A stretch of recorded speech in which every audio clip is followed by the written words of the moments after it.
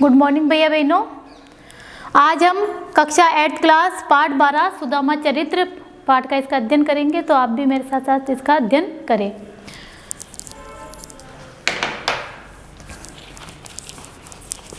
पाठ 12 है सुदामा चरित्र।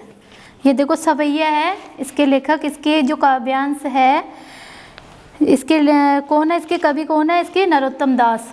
तो देखिए इसमें शीस पगान जगा तन में, प्रभु जाने को आहे बसे कहीं ग्रामा, धोती फटी सी लटी दुपटी, अरु पाए उपानह को नहीं सामा, द्वार खड़ो द्विज दुर्लभ एक, रहो चकिसो वसुधा अभिरामा, पूछत दीन दयाल को धाम, बतावत आपनो नाम सुदामा। ये देखो प्रस्तुत काव्यांश नरोत्तम दास द्वारा रचित है। इसमें ये सुदामा चरित्र द्वारा रचित है। ये जो काव्यांश है, इसके जो कवि है वह नरोत्तम दास है और ये सुदामा चरित्र से लिया हुआ है।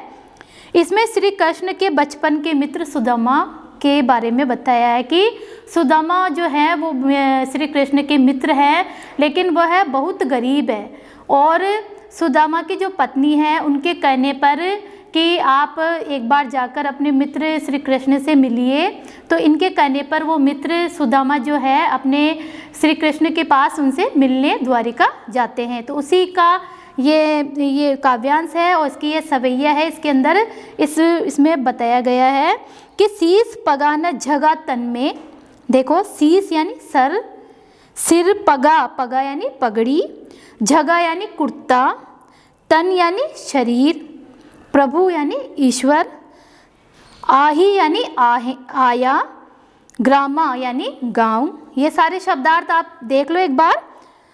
लटी यानी लटकना, दुपट्टी यानी गमछा, जो कि अंगोछा बोलते हैं ना, व्यक्ति अपने इस पे कुर्ते पजामे पे डालता है जो। अरु यानी और, उपान यानी जूते, द्विज यानी ब्राह्मण, दुर्बल यानी कमजोर, चकिसो यानी चकित, वसुधा यानी धरती, अभिरामा यानी सुंदर, दीन दयाल यानी गरीब पर दया करने वाले जो कि श्री कृष्ण हैं, बतावत यानी बताते हैं, आपनो यानी अपनो, सुदामा यानी सुदामा जो है। तो प्रस्तुत काव्यांश नरोत्तम दास द्वारा रचित सुदामा चरित्र से लिया गया है। इसमें देखिए सुदामा चरित्र, जब सुदामा द्वारिका में श्री कृष्ण के महल के बाहर खड़े हैं और द्वारपाल जाकर श्री कृष्ण को सुदामा के आने की बात बताते हैं, तो वो किस प्रकार से बताते हैं वो इस काव्यांश में बताया है। शीस पगान झगा तन में, यानी सिर पर न तो पगड़ी है न तन यानी शरीर पर नहीं कुर्ता है, जाने को आए वैसे कहीं ग्राम, यानी क्या पता किस गांव से आए हैं, धोती फटी सी लटी दुपटी, और उनकी जो धोती है वह फटी हुई है, फटक कर वह लटकी हुई है, और दुपटी गमछा, अरु पाए उपाने को नहीं सामा, और उनके जो फटी सी, उनका दुपट्टा भी फटा हुआ सा है और उनकी धोती है जो लटकी हुई है, और उनके पाँव में जूते भी नहीं हैं, जूते भी फटे हुए हैं।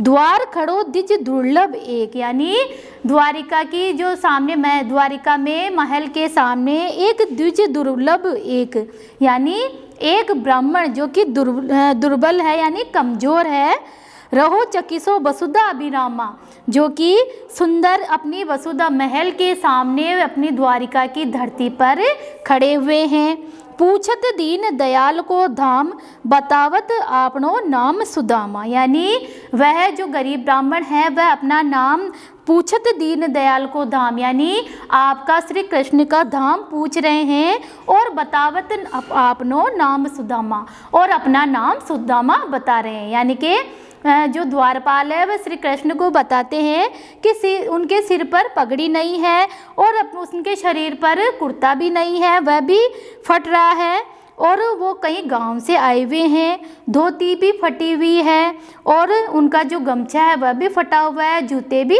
पाँव में नहीं है, जूते भी नहीं है उनके पाँव में। द्वार खड़ो दिज, यानी एक ब्राह्मण द्वार पर खड़ा है, जो कि बहुत दुर्बल है यानी कमजोर कमज़ोर है, अपनी वसुधा यानी धरती, इस द्वारिका की धरती पर खड़ा हुआ है और वह आपका धाम यानी आपके इसके धाम के बारे में पूछ रहा है और अपना नाम सुदामा बता रहा है। ऐसे बेहाल बिवंसो पग कंटक जाल लगे पुनि जोए, हाय महादुख पायो सखा तुम आए इते न किते दिन खोए। देखी सुदामा की दीन दशा करुणा करिके करुणा रिधि रोए, पानी परात को हाथ छुयो नहीं नैनन के जल सो पग धोए। अब देखिए जब द्वारपाल आकर कृष्ण भगवान को कहते हैं कि ऐसे ऐसे बाहर द्वारिका के बाहर महल के सामने एक व्यक्ति खड़ा है जो कि बहुत गरीब है, तो उनको वह अंदर लेके आते हैं और कृष्ण अपने साथ में सुदामा जी को महल के भीतर लाते हैं। तो देखो श्री कृष्ण ऐसे बिहाल बिवाइंस हो, उनके जो एड़िया है वो फटी हुई है, पग कंटक जाल लगे पुनि जोए, और पाँवों में कांटे लगे हुए हैं। हाय महादुख पायो सखा, कृष्ण भगवान कह रहे हैं कि हे हाय, अरे महादुख पायो सखा, हे सखा तुमने इतना दुख क्यों पाया है, तुम आए इतने न कितने दिन खोए, तुम इतने दिन क्यों नहीं आए और इतने दिन तुमने कैसे बिता दिए, इस दुख में कैसे बिता दिए। देखी सुदामा की दीन दशा करुणा करके करुणा निधि रोई, यानी ऐसी सुदामा की दीन दशा गरीबी की हालत को देखकर करुणा करने वाले करुणा निधि यानी जो करुणा बरसाते हैं वो करुणा निधि रोए। पानी परात को हाथ छुयो नहीं नैनन के जल सो पग धोए, यानी उन्होंने पानी परात यानी परात में पानी नहीं लिया और किससे, अपने आंसुओं से उनके पाँवों को धोते हैं। कछु भाभी हमको दियो सो तुम काहे को न देत, चापी पोटरी काख में रहे कहो कहीं के ही हेतु, यानी जब श्री कृष्ण भगवान अब उसके बाद में जब ऐसे वापस उनको द्वारिका के अंदर महल के भीतर कृष्ण भगवान सुदामा को, अपने मित्र सखा सुदामा को लेकर आते हैं और उनके पाँव पर मतलब पानी से नहीं धोकर अपने आंसुओं से उनके चरणों को धोते हैं। इसके बाद में वो बताते हैं कछु भाभी हमको दियो, कि कुछ भाभी हमारे लिए भेजी है, सो तुम काहे न देत, तो तुम मुझे क्यों नहीं दे रहे हो, जो कि हमारी भाभी ने हमारे लिए उपहार भेजा है। चापी पोटरी काख में, तुम्हारी पोटरी यानी पोटली जो काख में है, रहे कहो कही हेतु, इसको तुमने किसके लिए रखा हुआ है, ये तुम हमें क्यों नहीं बता रहे हो। तो आज हम इस पाठ की ये व्याख्या है, इसी का अपन ने अर्थ आज अपन ने किया है।